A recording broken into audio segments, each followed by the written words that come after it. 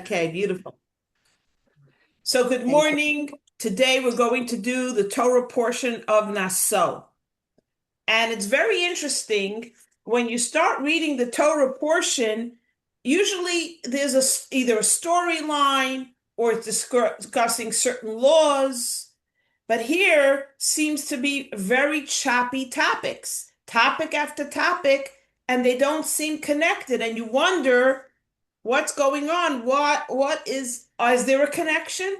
So let me go through some of the topics and let me know if you think of a connection. So one of the topics is the topic of the Nazir. Have you ever heard of the Nazir, the Nazarites?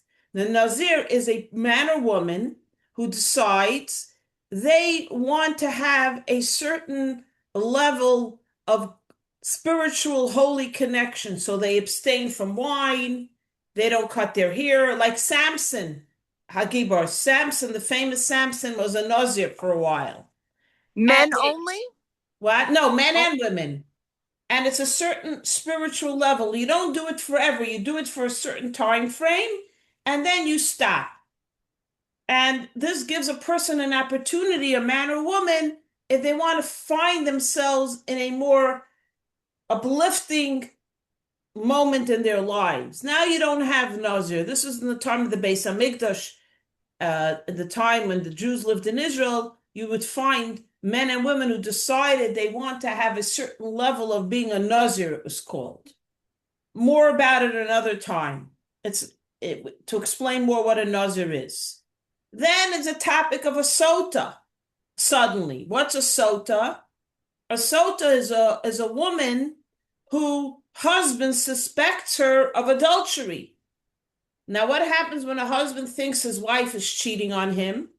There's a whole process in the time of the Beis Hamikdash where he would bring, if there were witnesses that saw her, suspected her, let's say they saw her going into a hotel room with a man.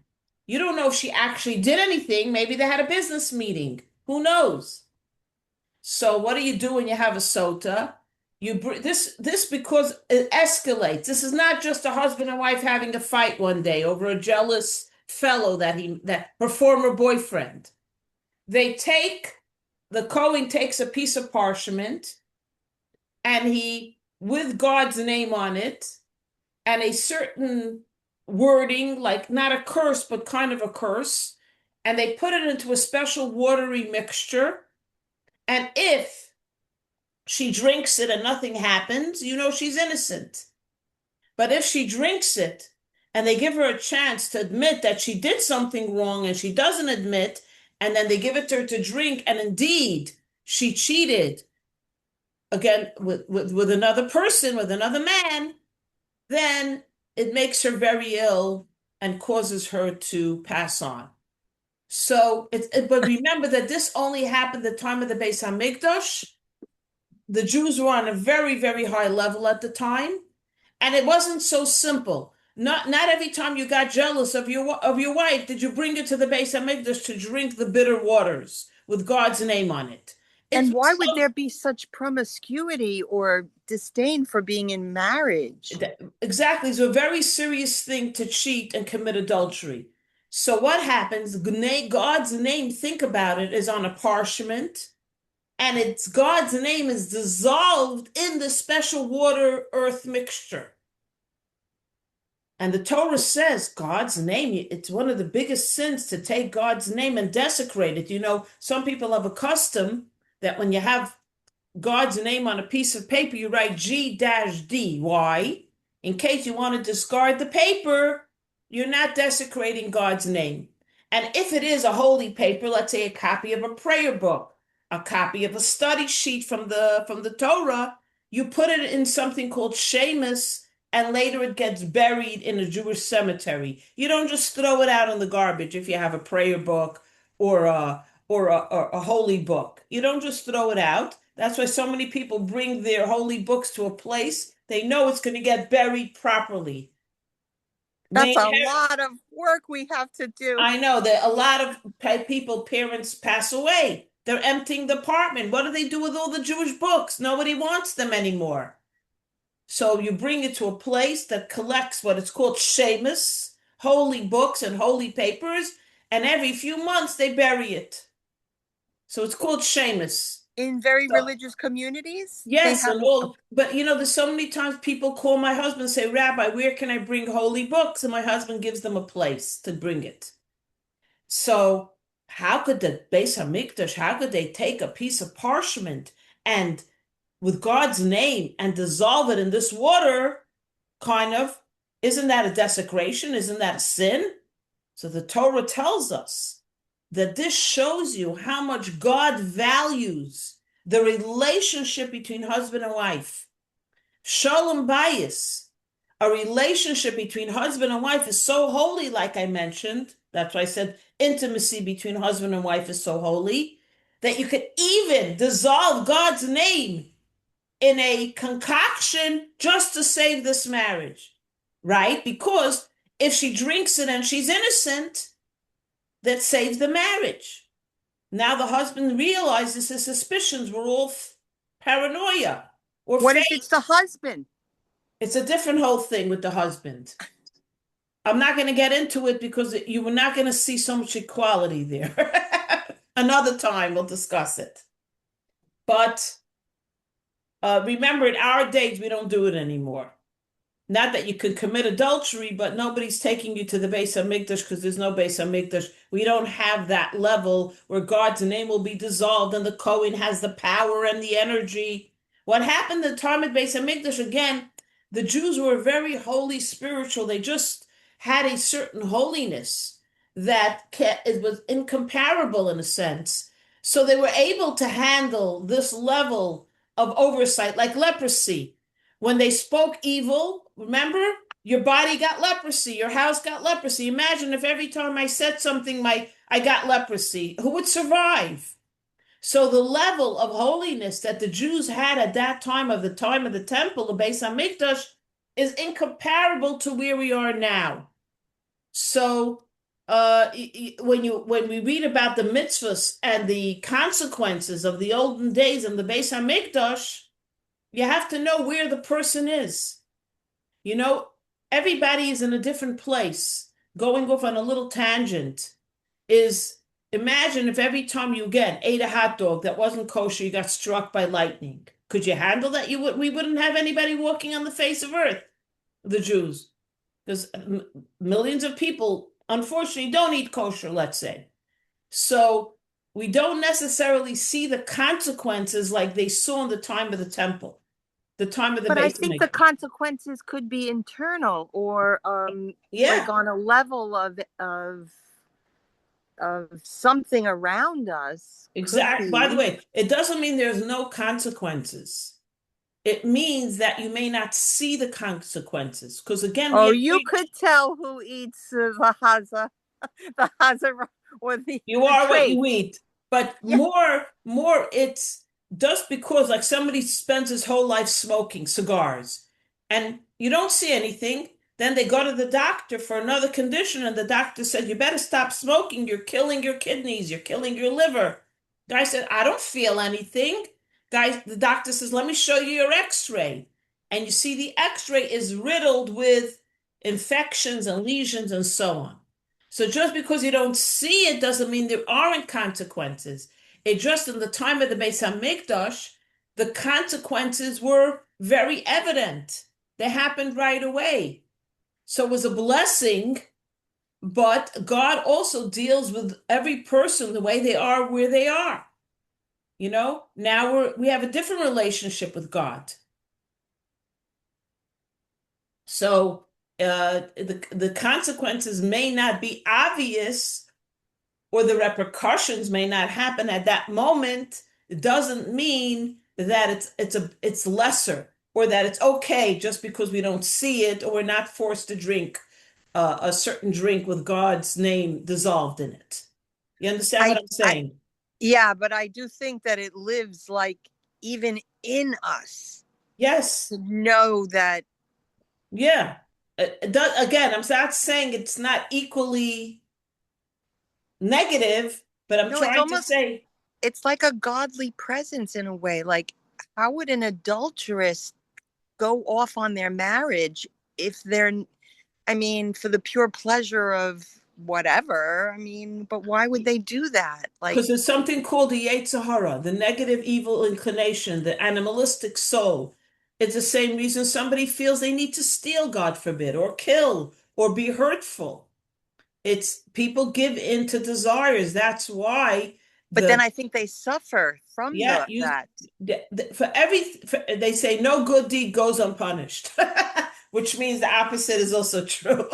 And that's a little humor, of course. So I it okay. mean, So adultery, it's for a woman. and for a man too, why is it better for And a man? no, well, Anybody. like you said, but like you said, their punishment is different. And way back then, that women still had the desire to go off and do something so You know, unholy. it's like for somebody who lacks self-control can't understand. I mean, someone who Mm. has self-control can't understand someone who doesn't have self-control. If you don't have that, you're not drawn to that desire, you can't judge in a sense. Right. It's like No. I can't imagine how someone could wake up in the morning and guzzle down a cup of vodka. I have never a desire to drink, but an alcoholic has that tremendous desire and challenge. For someone to go without a drink when they're alcoholic is so challenging. And you Yeah. can't imagine, like, what? You like to drink? You can't live without a drink? So we can never understand the challenges that people, first of all, get. God gives people different challenges. And that is the struggles of life. We all have challenges in different areas that we have to overcome. And But you you would may not. also think way back then that promiscuity and that kind of behavior wasn't as prevalent. So the Torah talks about it. Why? To show you that you're human beings. The Torah could hide this whole thing and not talk about it and say, no, the Jews were always perfect. It's precisely that God writes about it in the Torah for us to realize that there are unhealthy desires that have to be controlled or immoral. I want to call it unhealthy, immoral Immoral. desires. You Immoral. know, it's like, God forbid, someone who has a desire to hurt Kill. people. Yes, you and I can't imagine it because to us it's so horrible, but to some people this is their bloodthirsty. So, so on and so forth. So the Torah started off, it speaks about the sota, which is the woman who is accused of immorality, adultery. Nazir, someone who decides they need some holy time. And then it talks about also something that seems totally disconnected. The three children of the tribe of Levi, Gershon, Kahas, and Merari, who had jobs. What were their jobs? Kahas was carrying the ark when they traveled to the desert, the holy ark that contained the luchot, the tablets, and the Torah.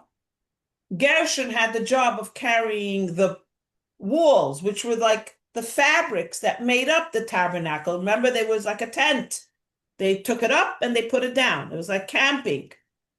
And Kahas, Gershon, and Merari, had the job of carrying the poles and the sockets, because that was a sukkah. Think of building a sukkah. Their sockets went in, then they put up the fabric, and then they brought in the holy vessels, the table that had the 12 loaves of bread, the altars that brought the offerings, like the barbecues, I call them. And then they had, of course, the holy ark and the beautiful menorah, the different vessels. So each of these three children of the tribe of Levi, they were called the Levites. And now we have men who are from the tribe of Levi. They get called up Levi to the Torah. Yeah, go ahead. You're from Levi? Yeah? You're muted. Your father's a Levi? Beautiful. So you're the daughter of a Levi. Beautiful. And the Cohen, which is from the family of Aaron and his sons. And it gives the jobs. And then the last thing it talks about in the Torah portion is the blessing of the Cohen, Birchas Kohanim. Every Jewish holiday, the Kohanim get up on the bima and they bless the nation. They cover their faces with the talit and they do the Dr. Spock finger thing. from Star Trek, and they bless the nation. And by the Sephardim, they do it every day, by the way. Every single day, the Sephardic congregation. Hmm. So my father-in-law went to the Rebbe once to get $1 or get, at that time, maybe wine from the Farbrengen. And the Rebbe says to my father-in-law, "You are a blessed rabbi."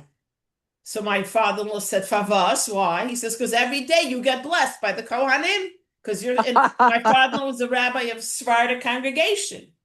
Beautiful. So I know I'm getting technical, but don't worry, I'm going to get into the emotional connection in a minute. I'm building a case here. Okay. I'm building a case.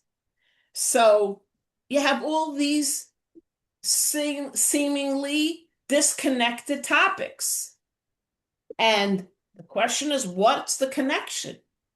And the connection is that every one of these topics has an underlying theme. And the theme is peace and love. How do you bring peace and love into your life, into your family, into your community? Every one of these topics has an underlying theme of peace, shalom, love, ahava. Because what is the last word that the Kohanim say when they bless the nation? I will bless the nation with love, ahava. Yivarechecha, and the last word is love. So the theme of every one of these topics is peace and love. Remember when we discussed that when God tells Abraham, you're going to have a child even though you're 100 years old. And when Sarah, his wife, finds out, she says, my husband's gonna have a child at age 100. He's an old man. So God says to Abraham, your wife said that she's too old to have a child. But that's not what Sarah said. Remember, Sarah says, my husband is too old. Why does God tell a white lie? So Rashi, the famous, I love this Rashi. It's so beautiful, says that for peace in the home, shalom bayis, not to cause a conflict between husband and wife, you could tell a white lie. So God doesn't want to say to Avram, your wife thinks you're an old man. She's a youngster at age 90, but you're the old one. God says, your wife doesn't believe she could have a child at her age. So here you see that even God shows us you're not allowed to come between a husband and wife. The relationship is so beautiful and so powerful. Never cause a fight between husband and wife. Don't go ever to your son or to your daughter-in-law and say something about their spouse, or your sister and your brother-in-law and sister, and say, oh, your wife, because you will cause a conflict between husband and wife. And better for you to swallow your pride or swallow your anger or swallow your resentment than cause a rift between husband and wife. That's how powerful the relationship, because the relationship of husband and wife is not only a physical relationship, it's a spiritual, holy relationship. It's not like, okay, they got together, they were attracted, and now they have children, and yeah. It's a spiritual, holy connection. That's why, again, to reiterate, that intimacy between a husband and wife, a Jewish husband and wife, who are married with under a chuppah, is called kiddushin, sanctity. Why not just call it what it is, a wedding? Chatuna. Why call it holy? Because it's holy. When two halves of a soul get together, are glued back, it's holiness. So the underlying theme in every one of these things is peace. For the Sota, what did we say? That in order to make sure they stay married, and it was just a false accusation, you're even allowed to dissolve God's name in a cup of water. With the Levium, they each had their job of carrying. What does that have to do with peace? It has a lot to do with it. Because in the Torah portion, when God enumerates the 12 tribes and the jobs of each person, why does God have to tell us what everybody's job was? To show that everyone is valued, everyone is needed. if you don't feel valued, if you look and say, only the Kohanim get to be close to God. Me, I'm a nobody. I'm an Israelite. I'm an Israelite. I'm a nobody. God points you out to show you, no, you're not a nobody. Everyone has a job in this world. It brings peace and unity and love. And the Nazir, why would a person want to be a Nazir suddenly? You know why? They're feeling a little lowly. They're feeling, I also want to be special. I also want to feel like I have a place. I also want to feel elevated. I'm going to abstain from wine. I'm going to let my hair grow. And I'm not allowed to come in contact with a dead corpse. I'm not allowed to go to funeral. And different ways they brought holiness, the rules of the Nazareth. So also shows because the person wanted to feel also that they're elevated. So God gives us in this Torah portion the insight to see how important love and peace are. And it happens with subtle little things. If you're recognized, you feel loved, you feel peaceful. If you're not recognized and you're one of the crowd, what do you feel like? What am I needed? I'm 1 in a million. So the Torah portion is emphasizing in different little storylines about different things that happened during that time to show us the importance of love and unity and peace. And there's different ways God gives us the opportunity for that. And also, God gives us the way to get around sometimes troubling moments and bring back peace in a marriage. Now, if she really did cheat, she dies from that concoction, from that potion. But if she's innocent, or if she admits that she's guilty, she also lives, by the way. The only time the concoction she's given to drink is if she refuses to admit she cheated, or I don't know what other reason she wouldn't. She would want to drink it. It's dangerous to drink it unless you're innocent, but why drink it if you're innocent? I mean, you drink it when you're innocent and nothing happens. But if you're guilty, you should admit it and go free. Why do you want to drink a concoction if you're guilty? You know it's going to be dangerous. It's going to be fatal. So every topic here brings us to a conclusion how important peace and unity is in our lives. And now I want to build on that with the blessing of the Kohanim. But let's just take a little breath. And does anybody want to add anything? Or say anything? It's hard for me to understand the portion that wants us to have unity and peace with the sota. I mean, it's Yeah, such a horrible accusation, and the consequences and the whole thing is unsettling. very unsettling. Very unsettling. When I learned it the first time, and even now I had a whole debate with my husband about it. It's Hmm, very unsettling and very painful to think about it. sure. So, but if you look at the details, and maybe we should discuss it more in depth, is that she only suffers the consequences if she doesn't admit that she cheated. And if she does admit, let's say the Cohen says, listen, so and so, did you cheat on your husband? Your husband has 2 witnesses that saw you going with somebody. Did you? She says, absolutely not. I'm innocent. They give her the drink and nothing happens. And they look at the husband like, why'd you accuse your wife? She didn't do anything. Look, the proof is in the pudding. Now, then let's say she says, yes, I did cheat on my husband. I got enthralled with this person. She's divorced. She gets divorced from him. She can no longer go back to him. There's no resolution. There's no reconciliation. Yeah. Not allowed by Jewish law. And then, or she Interesting. refuses to admit. She drinks, thinking she's going to get out of it, and no, she will not. She passes away slowly but surely. It's a slow release death. Mm. So that's the story. And by the way, the one she cheated with also passes away when she drinks it. He also gets Ah, the God. So that's how you see it, which also, by the way, indicates that it's from God. How would a guy, he's not in the temple, he's not drinking anything, how does he suddenly mm, die? Because that's God's power. Then the time of the Beis Hamikdash. Let's remember also, this was in the time of the Beis Hamikdash. They yes, saw right. God in a revealed way. God's presence was felt. God communicated with the Jewish people through their leader, through the Kohanim, through Joshua, through Aaron the high priest, through the Levites. People brought offerings. There was a very intimate relationship with God at the time. 3 times a year, you went up with your family to the Beis Hamikdash to bring an offering and to celebrate. The spiritual and holy level was beyond what we can comprehend. We didn't live in those times. Imagine you, me, and Debbie standing at the Red Sea and it splits, and we're walking through it. I mean, it's inconceivable. Imagine you, me, and Debbie are standing by the Beis Hamikdash. We're bringing our offering. It's Pesach. We get, oh, Diane, you came all the way from Boca to the Beis Hamikdash.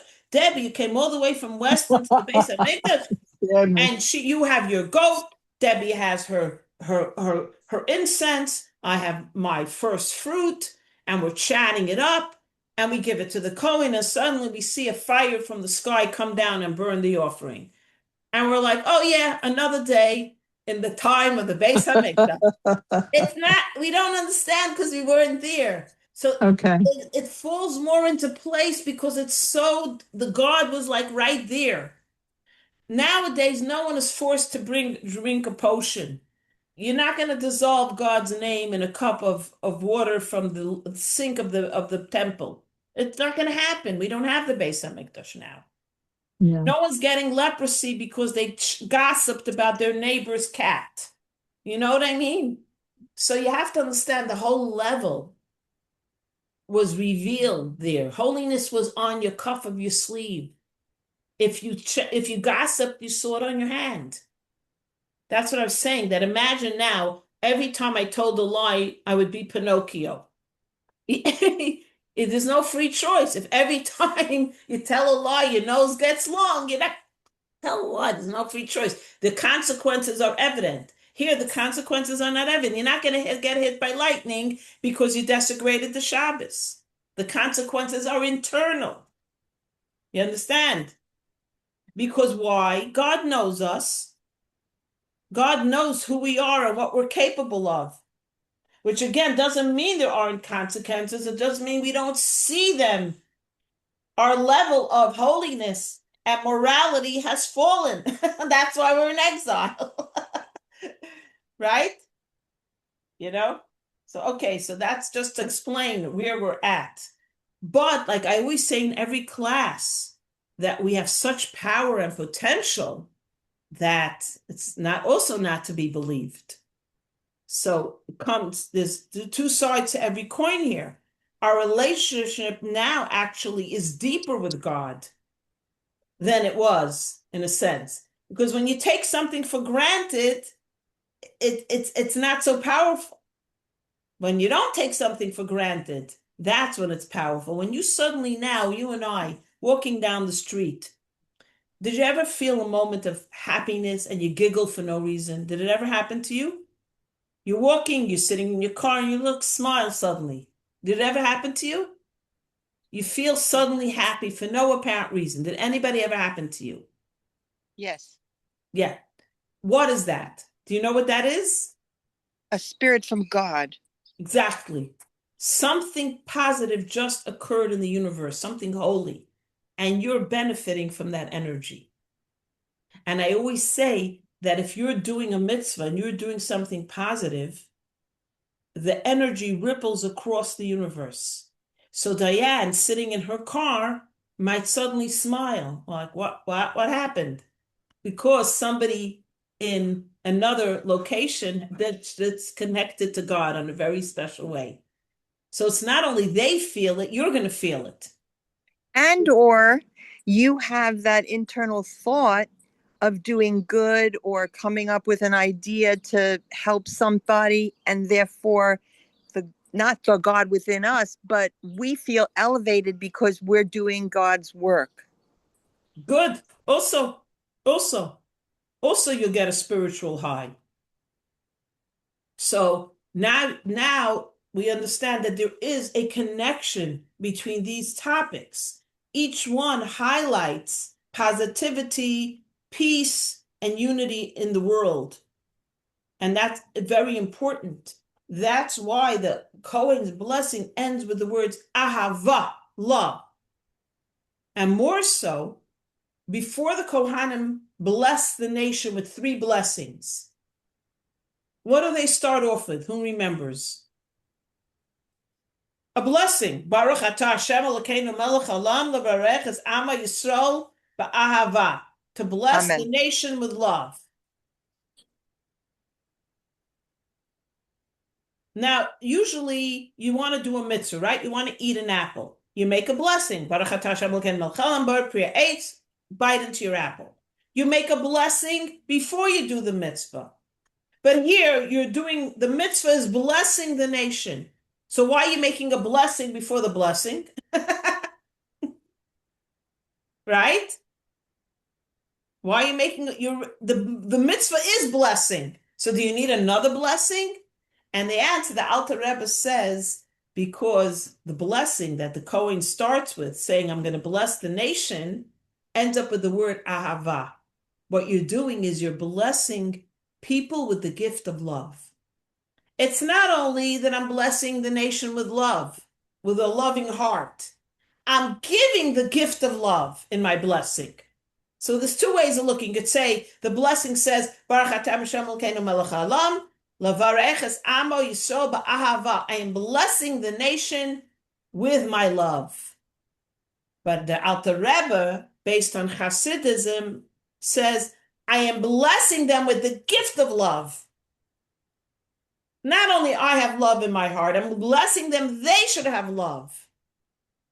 Like you bless your child, you should have riches, you should have health, you should have wealth, and you should have love. Another thing which I always mention is that if a Kohen has resentment, has hate, is in a bad mood, and doesn't feel like he should be blessing his people, the nation, the Jews, I'm not in a mood. My neighbors, I can't stand. I'm angry at this one and I'm angry at that one. That Kohen is not permitted to go get up and bless the nation. Why? He doesn't have love in his heart. You don't have love? Get off the stage. Get off the podium. Sit home. Sit in the audience. Be like everyone else. Don't get up if you have resentment or hate, says the Torah. That's why it starts up with the blessing of love. A Kohen must feel love for the Jewish nation in order to bless them. You don't feel it? No one's punishing you. Just don't do it. Don't do me any favors, says God. You don't feel love? Don't bless the nation.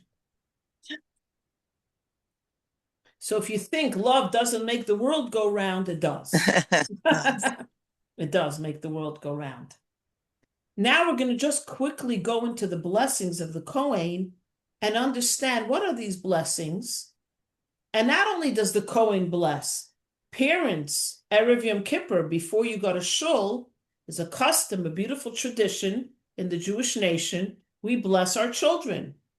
We bless our children. So all 11 children, either by phone, by Zoom, or in person, they show up. My husband puts on his white kittel, the white robe, puts on his talus, and he does the traditional blessing of the Kohen for every one of the children, even though you're not a Kohen. When else do parents bless their children? Anybody know? When they get married? Yes, very good. Before the chuppah and Friday night. People have a custom, after you make kiddush, you bless your children, wherever they are. So, and my husband, when the grandchildren comes, he blesses them too. Why not? Share all the blessings. And I want to tell you something, that when I stood by my father as a married woman, sometimes I would go a few days before Yom Kippur because I had to be in Norwalk for Yom Kippur. My father would bless me, and I was a married woman, and I had, let's say, children, and I felt such a love being blessed by my father. It was and my mother blesses also. Being blessed by your parents, you feel so loved. You feel like a child again. You are a child, but you feel, and you need that. You need to feel like a child at times, even when you're married. Like now, I broke my elbow a few years ago. I had terrible surgery and terrible pain. It was my left hand also. And I can't tell you how unhappy I was. So anyway, I had to go into Crown Heights. My husband drove me, and I came into my mother's house, and my mother gave me a hug, and I burst into tears. Why? I needed a mother. I needed a parent to give me a hug, like a little girl who falls and gets your knees scraped. And then my mother, to top it off, this was when I really burst into tears. She gave me a tub of soup to take home, zucchini soup, which I love. She made. And I felt so loved and nurtured. I just cried because I didn't, I fell, I had surgery, I was recuperating. I didn't cry. I'm not a baby. Also, I have a high tolerance for pain. So, okay, nicht gefährlich. But when my mother saw me and hugged me and gave me the soup, all came flying out, the pain I felt. And I needed a mother to like, Tatala, you're going to be fine, you know? So that's what it is. When a parent blesses a child, it's such a beautiful thing. Even when I see my husband blessing the kids, I'm like, wow, it's so emotional for me. I can't explain it. I don't know why it. And when I go to shul for the blessing of the priest, I also get very happy. Like, you're not allowed to look directly at the Kohen when they do the thing with the hands. That's why they cover with the talus. And that's why you see all the men in shul go under a talus. Why aren't you allowed to look directly at the Kohen? Because when they put out their hands, the divine spirit of God rests on their hands. That's why they do it. They open up their hands for God. You're not allowed to look at that revelation. It says in some way that if you look, you'll be blinded. So I always tell my kids, don't look. Don't look. It's dangerous. Don't look. And then my husband always tells the Kohanim, cover yourself because no one should be able to look at you. Now, when you go to the shuls, like in New York, they're packed with Kohanim. Like they have 500 Kohanim under, and all the men go under the talus. And the custom is everyone brings their children to go under their tati, their father's talit. So all the kids run into shul by the blessing, and all the fathers take their 6, 7, 8 kids under the talit and not to look. But it's also like a beautiful come under daddy's tent, so to speak. And it's so beautiful. When I would go under my father's talus before I was bas mitzvah, my father and I would tie up other people's strings together. So when they would try to go out from their talus, they couldn't. They were connected to everyone else. We used to play a prank. And my mother would say, why do you do that? Why are you doing that? But my father had such a, like, he had a wicked sense of humor. So he would tie up other people's talus like this and with me. And when they would try to get out, they were like, who did this? Better just get up. And my father and I would laugh. Okay, don't tell anybody. Okay. Anyway, so Birchas Kohanim is there to bless the nation and bring love and peace and unity. I remember a story, my brother Baruch Shalom, my middle brother, he's Chabad of Hunter College. He had a funeral. He was officiating. He comes, he sees the widow at the graves, at the cemetery, and he sees one man standing on the left side of the grave and one on the right, like this. So he says to the widow, who are those people? Those are my 2 sons. Why are they on both sides of the burial spot? They don't talk to each other already for 15 years. He says, I'm sorry, I have to go home. He says to the lady, why? You're not allowed to officiate at a funeral if the family's not talking to each other. He made up a Baba Meiser. So the mother says, so you're going to leave, Rabbi Baruch? He said, absolutely. And she runs over to the boys. Come here. They come over. The rabbi's leaving. If you don't talk to each other and stand together, he's not doing the funeral, and Papa's going to remain unburied. So the 2 boys said, oh, okay, what do we? And they start talking to each other, and they stand near each other. And my brother does the funeral, and you could see already they just needed an opening. And there starts to be a reconciliation. My brother Baruch Shalom has that very much. He has emotional brilliance. He knows how to bring people together. Does it say anywhere in the code of Jewish law you're not allowed to officiate at a funeral because the boys are not? No, he made it up. He said, Is that Rabbi YY? No, that's my youngest brother. This is my middle brother. He's also a very smart man, very smart. So he brought the family together. I said, "How did you think of it?" He said, "I don't know, it just came to me." He brought the family together, and the widow later thanked him. So this is what it is. To bring peace is a blessing. That's why Aaron, the high priest, why did he merit to be the high priest? Moshe was the leader, and he was the first Kohen. Why? Ohev Shalom v'roidev Shalom. He brought peace and he pursued peace. And Rashi says, how did he do it? He would go over to somebody who he knew was on bad terms with someone else, say, Joe, I just spoke to Sydney. Sydney feels so horrible that you had a disagreement. He doesn't know how to say sorry. He doesn't know how to say he's sorry. And then he would go over to Sydney and say, I just spoke to Joe. Joe feels so bad about the disagreement. And he would say, really? And he would get them together. He found a way to always bring people back together in a peaceful manner. And that's why he deserved to be the Kohen Gadol, the first high priest ever. Because the environment of the Beis HaMikdash has to be one of love and one of peace. Very, very important. And that's what the Rebbe, may he rest in peace, his whole message. Yeah, was Havas Yisrael, love of your fellow Jew. Of your fellow Jew. Yeah, fellow person and it brought too. so many more people into the tribe because they were accepted. Yeah, yeah. So there's 3 blessings that the Kohen says. Speak, I'll read them to you in English. Speak to Aaron and his sons, saying, this is how you shall bless the children, saying to them, these are the blessings. May God bless you and watch over you. Blessing 1. May God shine his face on you and give you grace. 3rd blessing. May God lift his face toward you and grant you peace. These are the 3 blessings.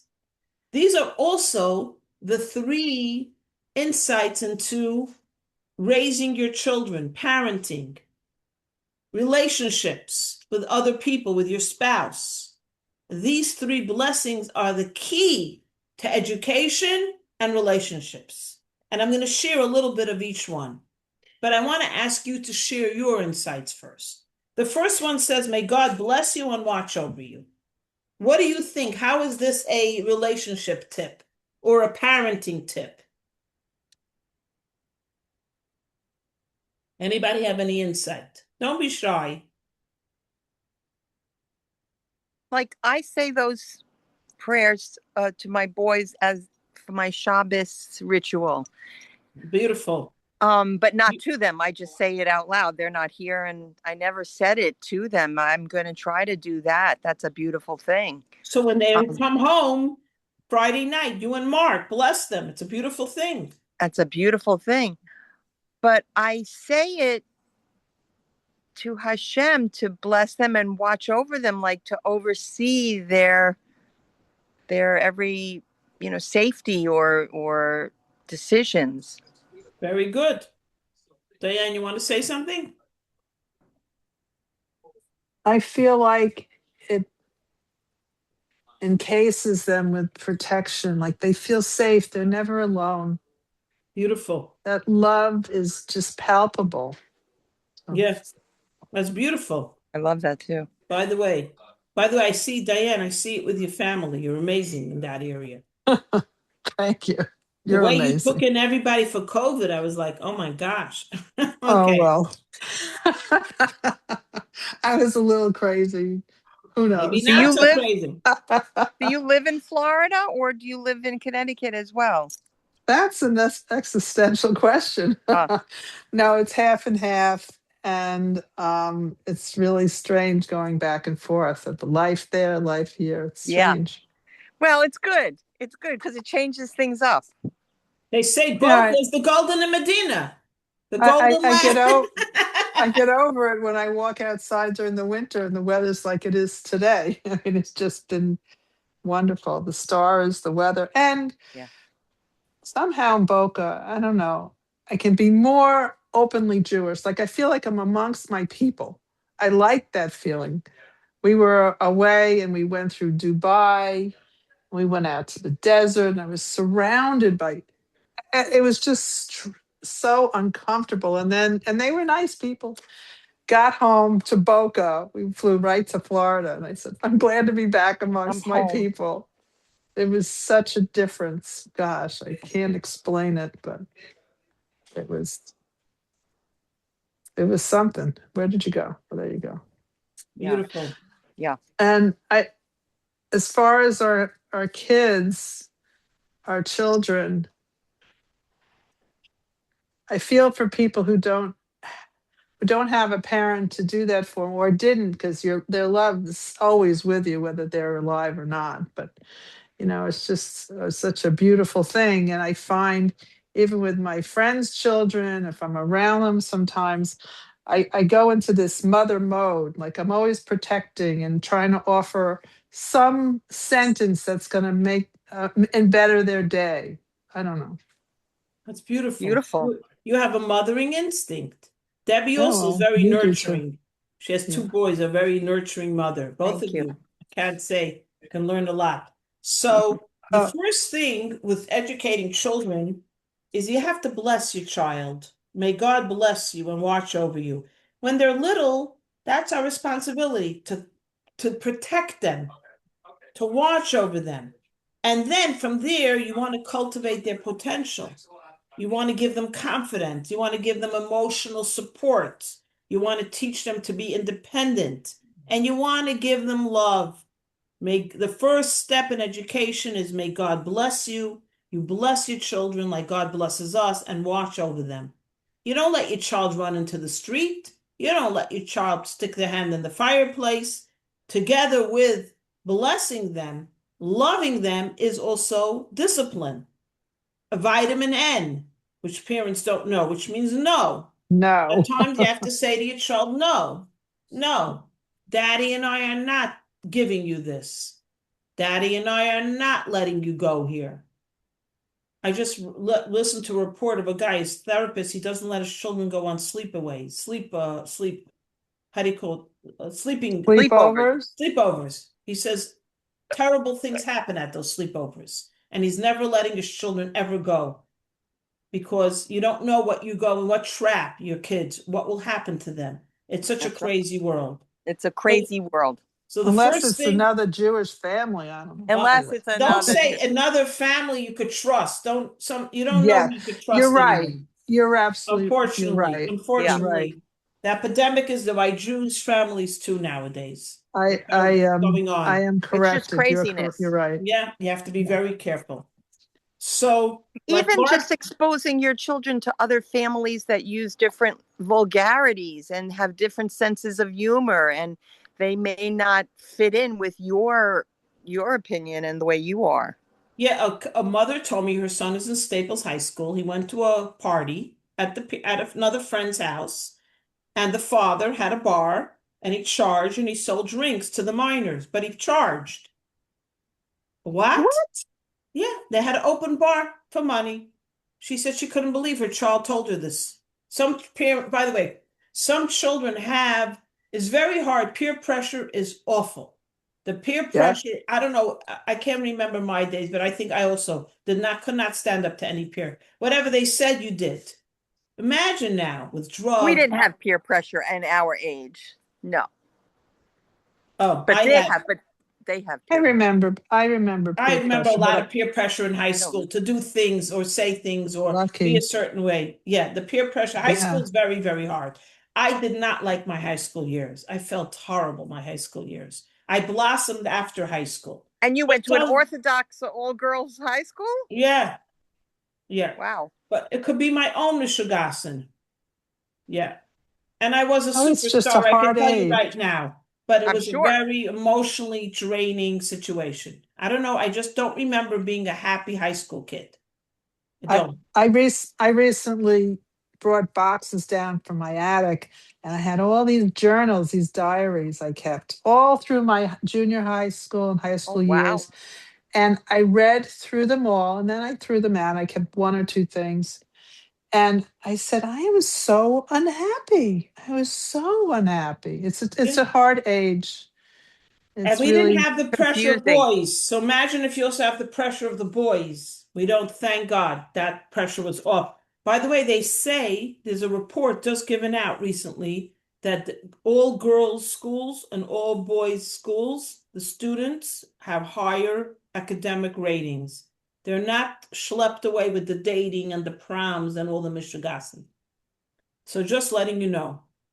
By Well, the way, I think, yeah, the public school system has got to change because they really don't have very many hours of straight education.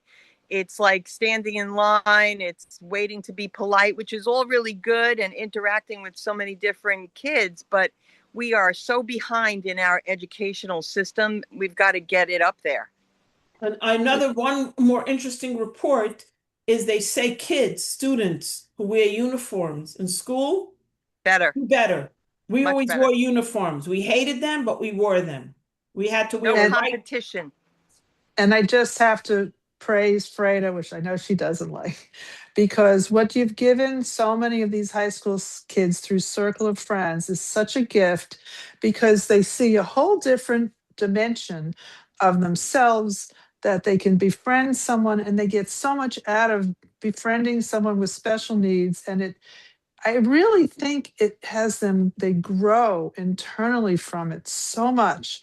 So much. And it's just such an incredible thing to have. It And really, really is. You know, I see kids come in ninth grade or eighth grade to Circle of Friends to volunteer, and they themselves almost need volunteers. A lot of oh the yeah, oh yeah, volunteers, I would say, could use a volunteer. To have a mentor, somebody to Well, just be friends with on the outside. yeah. And then they come in, and sometimes even the professionals running the program can't differentiate who's a participant, who's a volunteer. uh, Sometimes they're less inept, you know? And by the end of their volunteer experience, they become mentioned, yeah, confident. They walk in with the shoulder. yes, They walk in sometimes like I could see on that teen, they lack confidence, they lack love.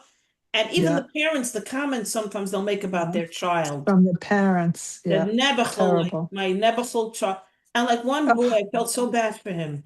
A teenage boy, high school, his father shoved him in and he sat down on a chair and he sat on a chair the entire program, did not budge off that chair and non-smiling, like his mother and father forced him to volunteer. I said to him, "You don't want to be here, do you?" He said, "Not at all." I'm like, "Okay, no worries." When the mother and father came to pick him up, how did he do? Need I anything? said, "He did great, but this is not for him." He did great. Why did they force him to come? What did they get out? shame, Shame. shame. He didn't come back because I told the mother, maybe he needs a volunteer experience like a soup kitchen or a book sale. Or He's maybe not, senior citizens or yeah, he's not something. comfortable. He's not social. He's not interested.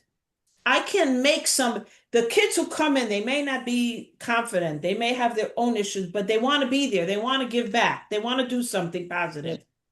And then, or some of them come because the mother and father said go.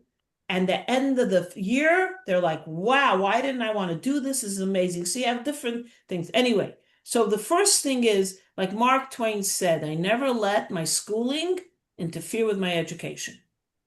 There's I love schooling that. and there's education. Education is what the parents give their kids.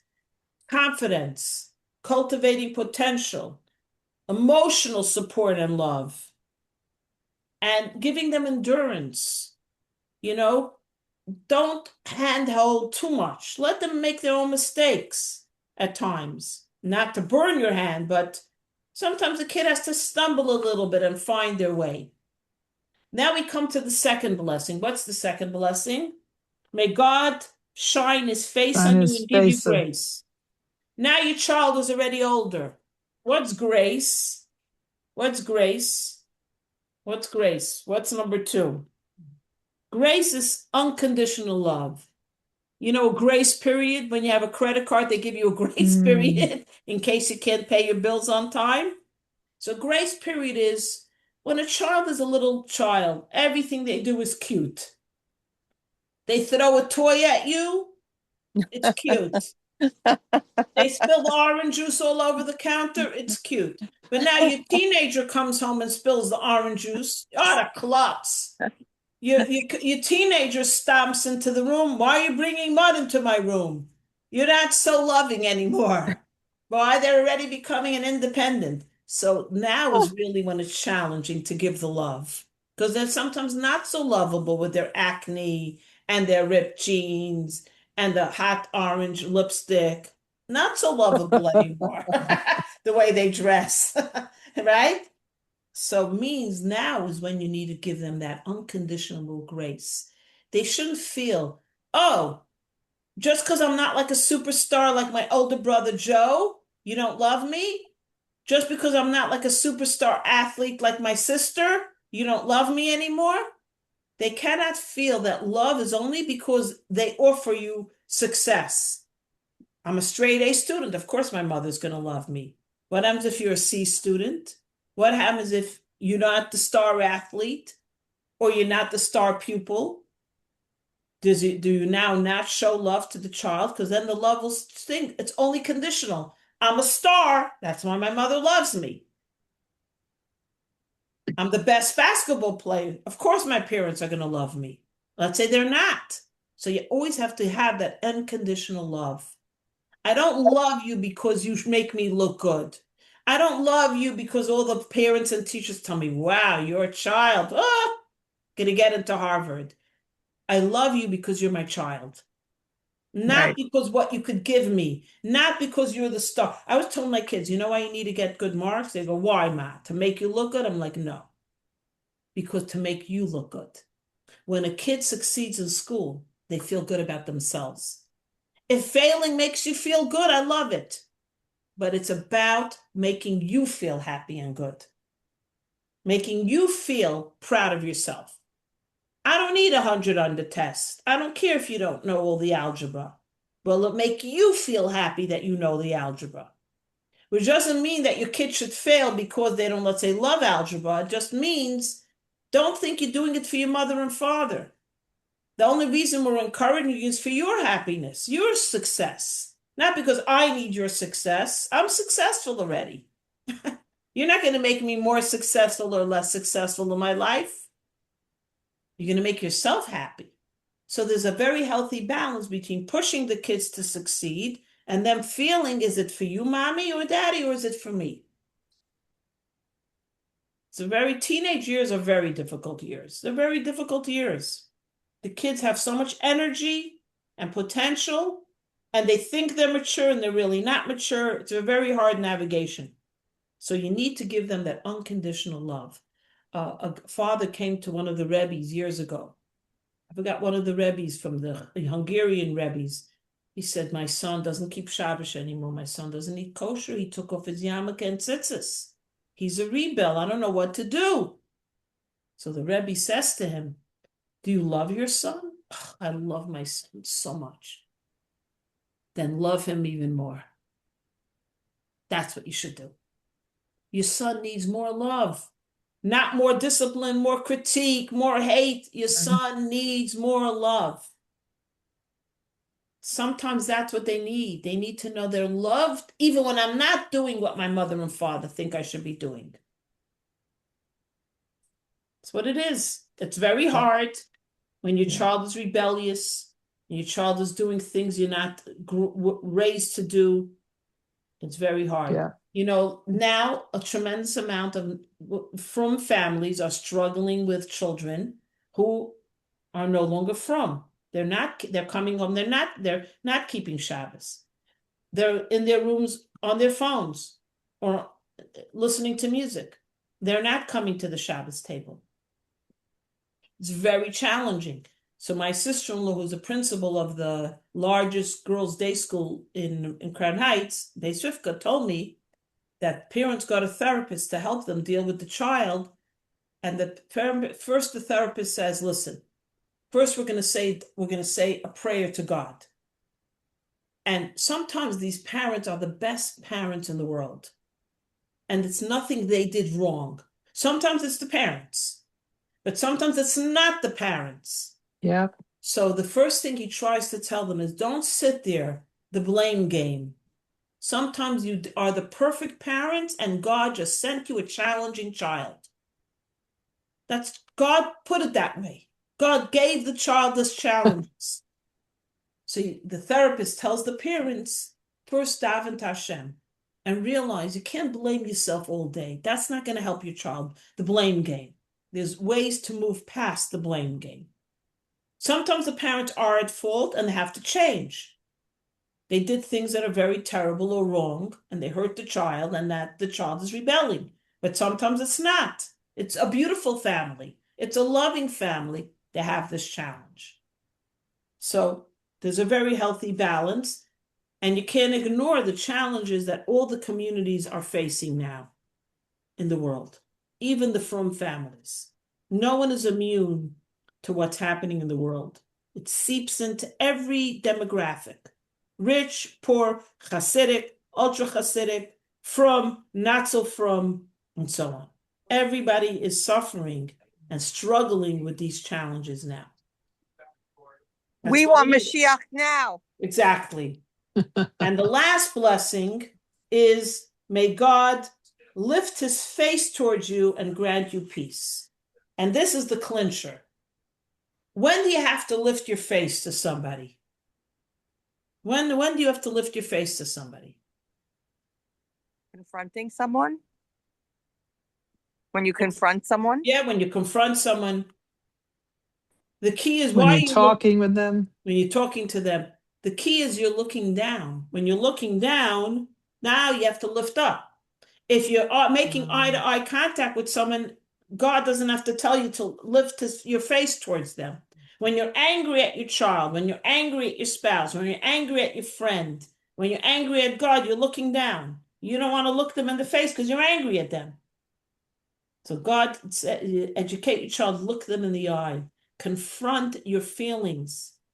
Hiding your face, looking down will not help your family, your relationship, your child. So the last rule in education, look your child, look your spouse, look your whoever in the eye. Lift up your face. One father told somebody he doesn't get along with his teenage son. So every time the key comes in the door of his son coming home, he hides upstairs in his study, the father. Why? Every time he sees his son, he yells at him, he confronts him, and they get into a fight about something. So he hides. So he was told that's the worst thing you could do. Hide your face from your son. You think he doesn't know you're hiding every time he comes home? Get out of your study and look your son in the eye and try to say something nice. You think your son doesn't know your face is down, that you're hiding and you're disappointed in him or her? Face your child. Face the issue. Don't look away.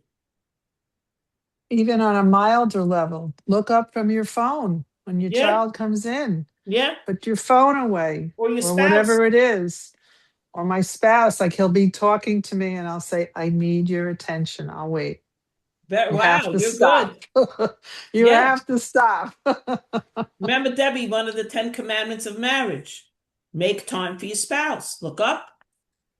Finally, time to look up at the person. Oh, you're here. Okay. Hello. I like that. Hello.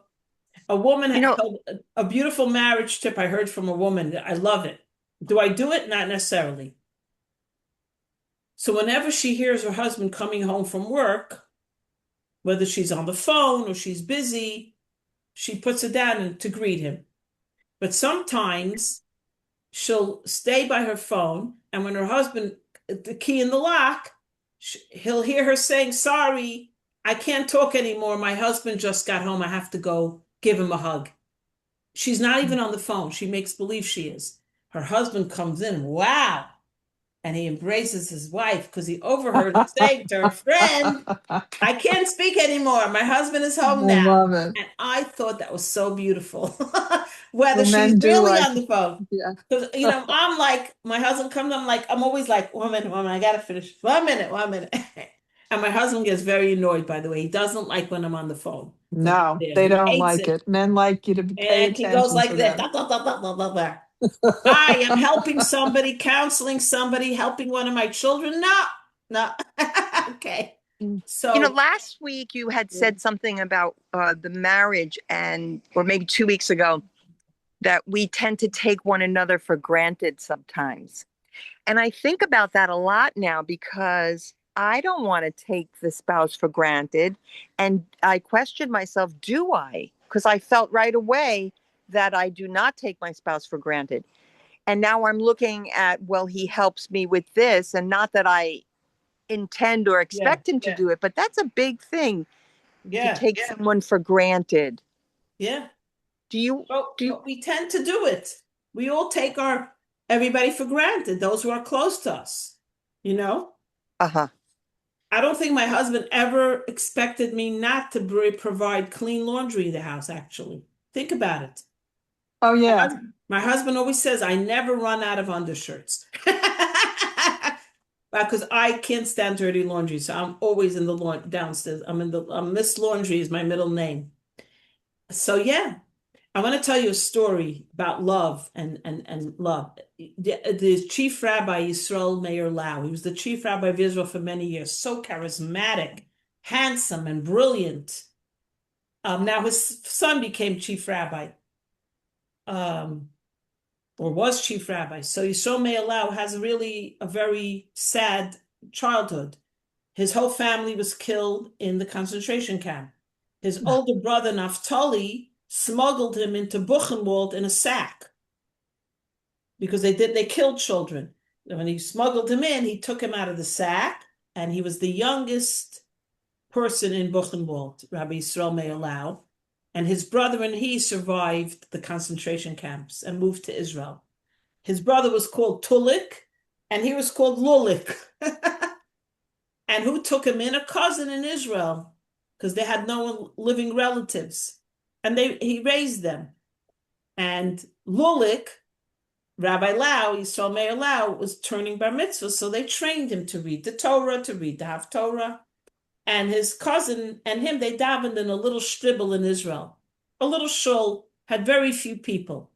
But they heard the orphan who survived the concentration camp is having a bar mitzvah. So the whole community from all the other shuls, everyone piled in to celebrate Shabbos, That's Lulik, nice. Rabbi Yeah. Yisrael bar mitzvah. Anyway, there was a guy by there, his name was Moshe, and Moshe read Torah every week. But how many people came to shul? 10 people usually. They didn't have more, a million. Now, Rabbi Lau, as a little boy, was a 13-year-old, was being bar mitzvahed. Of the shul became packed with over 100 people. You couldn't even sit. There was no room. So they call up Rabbi Lau to the Torah, and he's about to read, right? He's reading Torah. That's his job as bar mitzvah. The gabbai stands there and starts to read, and they go, no, no, no, no.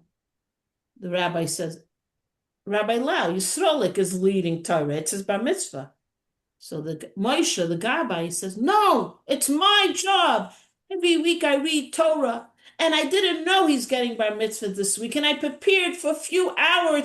I want to read the Torah. And besides, I never get such a crowd. It's not fair. The gabbai is telling the rabbi, and the rabbi is whispering to him, no, he's a bar mitzvah boy. He doesn't have parents. He's an orphan. This is his Torah portion. It's his bar mitzvah. Moshe, you can't read the Torah. And there's a fight going on by the bima. So Rabbi Lau, he's 13 years old. Lulik says to the rabbi, Rabbi, I'm not so confident I could read the Torah today. I think Moshe should read the Torah. So they gave him his aliyah. He got called up. Moshe read the Torah. And that was the story. Years later, Rabbi Lau was speaking at a bar mitzvah of hundreds of boys who were orphans. Every year, Kol Chabad makes a bar mitzvah for over 100 boys whose fathers got killed in the war. And he was asked to be the guest speaker. And he told the story. And he said, the first mitzvah I did as a bar mitzvah boy was not putting on tefillin. Ahavas Yisrael, loving another Jew. That was my first mitzvah I did as a bar mitzvah boy. Love.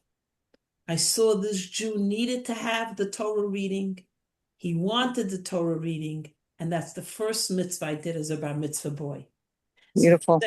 He says to one of our mitzvah boys, so no, what's going to be your first mitzvah? Mine was Ahavas Oh, Yisrael. what a And teacher. I forgot one Such more beautiful. empathy Yeah, as a 13-year-old. At a 13-year-old, And yeah. a Holocaust survivor. Wait, one more thing. You know what he says to the rabbi when he was by the bim? I forgot this line. This is amazing. He says, Rabbi, I know that there'll be so many times when I'll have an opportunity to speak in front of hundreds of people. And who does he become chief rabbi of Israel? He says to the rabbi, as a 13-year-old, I know there will be a time where I will stand before many people and speak. And he did. God heard, and unbelievable. he became the chief rabbi. So you have to see here, like, the premonition. He said, don't worry. I may not read Torah now, but there will be a time where I'll be in front of hundreds. And for his whole life, thousands of people came to hear him speak. But a Beautiful. 13-year-old. Unbelievable story. So this is what we want to educate our children, that they have the emotional security and the intellectual ability and maturity that when it comes a moment in time, they step up to the plate. You step up to the plate. So when we bless our children, we bless them with love, the gift of love. Give love and you will receive love. You know what they say? If you love and have love, you can love others. You have to have love in your heart in order to give to someone else love. Yeah. So this is the blessing God gives the nation of Israel. Ba'ahava. Peace and love are the foundation of the universe. Your first line of defense has to be love and peace. Afterwards, you can bring in discipline and judgment and structure, but we start off with love. So Beautiful. everyone a beautiful Shabbos, a beautiful week. Thank you for the teaching.